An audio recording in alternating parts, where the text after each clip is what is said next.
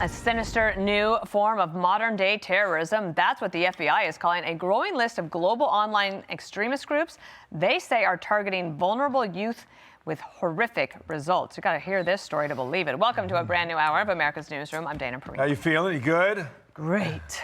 Right. Going to see my mom later, so that's good. I dig it. We got this. Right on. I'm Bill Hemmer. Good morning, everybody. The FBI and lawmakers now raising alarms about violent international extremist networks like the one known as 764. We'll explain that in a moment here. That use social media and other online platforms to target, exploit, and coerce minors. Warning to viewers, a lot of these details and the statistics are disturbing. Online sextortion cases surging nationwide. Up 70% this year from a year earlier, with dozens of suicides among teenage boys in recent years. Among them is 15-year-old Braden Bone, who loved ones called an exceptional student athlete in Wisconsin. 17-year-old Jordan DeMay of Michigan, who shared his love of basketball with his mom and his love of football with his dad. And 17-year-old James Woods, he was a high school senior in Ohio who reportedly loved comic books. Tough story, and Nate Foy spoke to James's mother about the growing online safety threat. Hi, Nate. Hey, Dana. Yeah, this is the warning that every parent needs to hear. And James' mother tells Fox News the predators who targeted her son will never be held accountable because the federal laws that we have right now are insufficient. Members of 764 and other online networks target kids and extort them for money, sometimes convincing them to kill or sexually exploit themselves or others or harm animals. Now, I warn you, the next few images that you're about to see are disturbing. The violent online networks find vulnerable children on platforms like Discord and gaming sites. These pictures are from the Vernon, Connecticut Police Department. Police say a teenage girl was sextorted by 764 after sending sexually explicit and self-harm material. The FBI tells Fox, quote, the FBI is investigating more than 350 subjects who are tied to violent online networks commonly referred to as 764, but includes many offshoot networks and names. According to FBI Director Kash Patel, nihilistic violent extremism arrests are up 500%, while arrests specifically tied to 764, you see, are up 20%. Tamia Woods tells Fox News she's been denied justice for the extortionist in the Ivory Coast who targeted her son. We were denied James being a victim of crime. It literally, we still have the letter. It says that he was not considered a victim of crime because he intervened in his own demise. So sad. And now Senator Chuck Grassley is co-sponsoring 3 bills, including one that would make the coercion of children a federal crime. Listen here. We've got to update our laws to make sure that we can properly arrest and properly prosecute these people. And if it's coming by social media from overseas, we can extradite them to this country.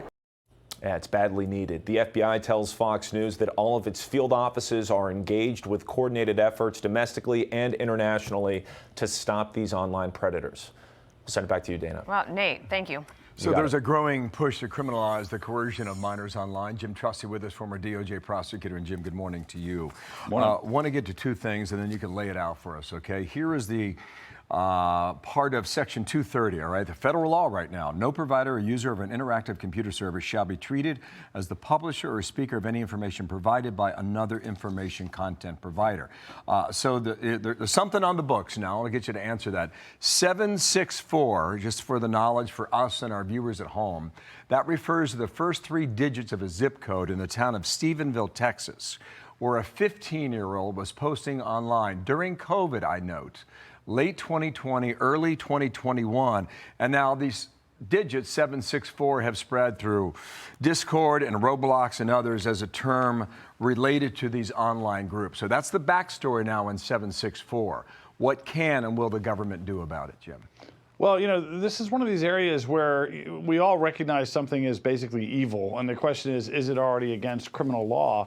If it's extortion where there's a threat of violence, perhaps, then you've got something. But this is in this kind of gray world of coercion or even just enticement. So it's a patchwork of potential laws that could apply. If you solicit somebody online to go commit a murder, then maybe you've got liability. But I think we're looking at one of those instances where even people like me who are against forever expanding the criminal code realizes technology forces you to do that sometimes. And so, you know, I think what they're going to do is they're going to walk away a little bit from Section 2 230's general protections for the platforms and say, if you're doing something that victimizes kids, we're going to have a federal law on the books. And we've been down this road. When you started having upskirting by people with cell phones or putting hidden cameras in bathrooms, a lot of times we had to scramble to figure out what's the law that's being violated. And I think now you've got serious-minded people that will probably come up with a federal law that covers enticement and encouragement and these ideas of making young people do very evil things to harm themselves or others. So if they do that, though, at least here, you could actually then go after a person, presumably.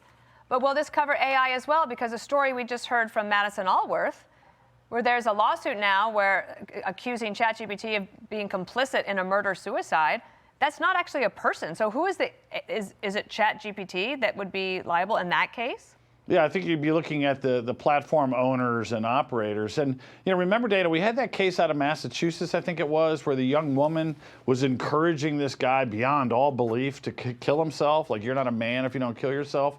And they went after her for manslaughter, which I think was appropriate because she was contributing to his death. So that's the same notion that I think is going to kick in on AI. I think we're heading towards that world of not being patient with AI to fix itself, but to tell to the platform owners that if you've got a problem, if you've got a program out there that's problematic, that's encouraging kids to hurt themselves, then you're going to be held liable, at least civilly liable and perhaps criminally liable. We're going to hear a lot more about this in the coming year. It's going to be a major story in 2026. I want to take you to Charlotte, North Carolina. On the same day, two alleged attackers on Charlotte train stations were in court, all right? One at the federal level, one at the state level. Here we go to Carlos Brown Jr.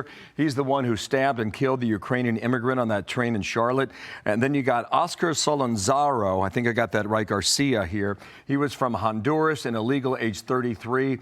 He was the one who is charged with attempted first-degree murder and other counts for stabbing a man in the chest during a fight last week. Both of these men, what does it tell you about maybe the state of play for crime in Charlotte and maybe other cities now, Jim? Yeah, I mean, look, it's not limited to Charlotte. We've had, obviously, these high-profile disaster stories coming out of Charlotte and their subway system. And, I rode in the metro here today to the studio, and I was thinking to myself, what is it that kind of hits home about the subway incidents like this? And I think it's vulnerability. It's the same kind of concept we have with our kids being in school, that you're in this contained, moving vehicle, and you don't have a real good opportunity to defend yourself. Never mind, most of us aren't even paying attention to who's around us. Mm-hmm. So, again, I don't think it's like a copycat thing. I don't think that these types of defendants are just reading the newspaper and saying, I think I'll try to do what the guy did in New York. Mm-hmm. But it's obviously a very disturbing, vulnerable moment. And I think that federalizing them to get the harshest penalty makes a lot of sense. All right, Jim Trusty, it's great to see you today. Thank you. Thank you, Good Jim. to see you guys. I'm Steve Ducey. I'm Brian Kilmeade. And I'm Ainsley Earhart. And click here to subscribe to the Fox News YouTube page to catch our hottest interviews and most compelling analysis.